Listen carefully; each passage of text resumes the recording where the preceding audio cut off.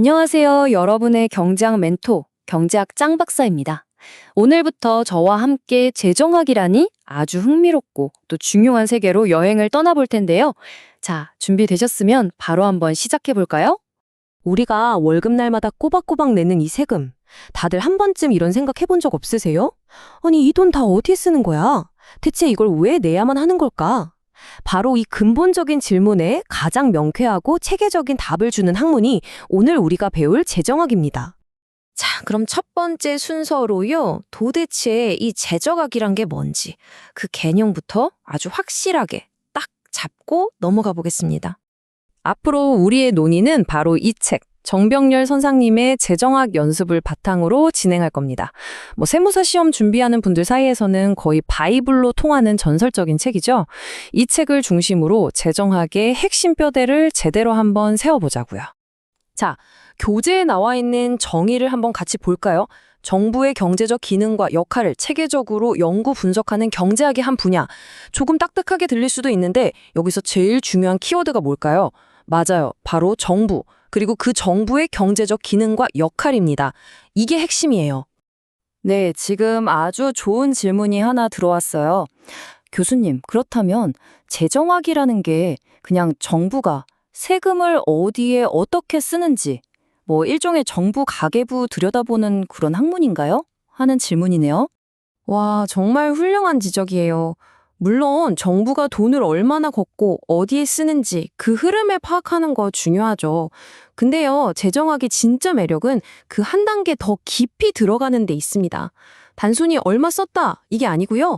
왜 정부가 거기에 돈을 써야만 했는지, 그리고 어떤 방식으로 개입하는 게 우리 사회 전체에 가장 이득이 될지를 따져보는 훨씬 더 근본적인 학문이라는 거죠.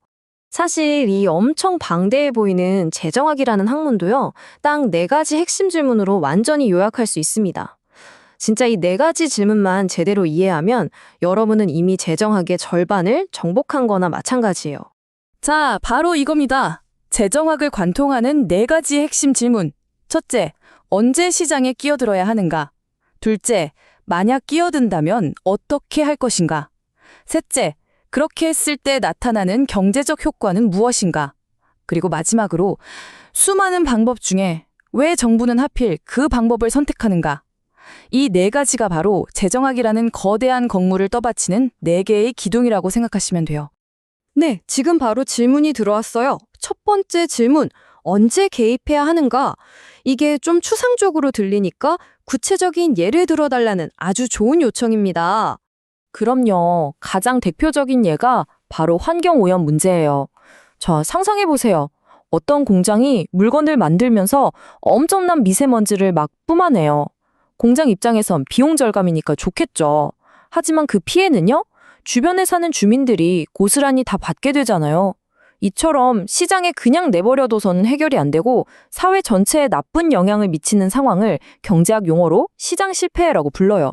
바로 이런 시장 실패가 발생했을 때 정부가 잠깐만요 하고 나설 명분이 생기는 겁니다. 네, 그렇죠. 바로 이어서 다른 학생이 질문을 연결해 주네요. 아하, 그럼 교수님, 두 번째 질문인 어떻게 개입하는지가 바로 그 미세먼지 내뿜는 공장에 벌금을 확 매겨버리는 그런 건가요? 빙고, 정확합니다. 바로 그거예요. 정부는 오염물질을 배출한 만큼 벌금, 즉 세금을 물릴 수도 있고요. 반대로 친환경 설비를 도입하는 착한 공장에는 보조금을 줄 수도 있겠죠. 아니면 아예 법으로 연간 배출량은 이 이상 절대 안 돼 하고 직접 규제할 수도 있고요. 이렇게 다양한 정책 카드들 중에서 어떤 게 가장 효과적이고 또 가장 효율적인지를 분석하고 평가하는 것. 이게 바로 재정학이 연구하는 핵심 내용 중 하나입니다. 자, 그럼 여기서 이런 생각이 들죠. 아니, 민간 기업도 아닌 정부가 어떻게 이렇게 강력하게 개입할 수 있는 걸까요? 그 근본적인 힘은 도대체 어디서 나오는 걸까요? 여기에는 정부만이 가진 아주 특별한 성격이 숨어 있습니다. 슬라이드를 보시면 민간 부문과 공공 부문의 근본적인 차이가 딱 보이죠. 민간 부문의 모든 경제 활동은 자발적인 교환에 기초해요. 내가 이 커피가 마시고 싶으면 돈 내고 사는 거고 싫으면 안 사면 그만이에요. 하지만 공공 부문, 즉 정부는요, 강제성이라는 아주 강력하고 독특한 특징을 가집니다. 네, 질문 있군요. 강제성이라는 단어가 주는 느낌이 뭔가 좀 부정적으로 들린다. 이런 의견이네요. 충분히 그렇게 생각할 수 있어요. 아주 좋은 지적이에요. 하지만 재정학에서 말하는 강제성은 그 단어의 부정적인 느낌 너머의 순기능을 봐야 해요.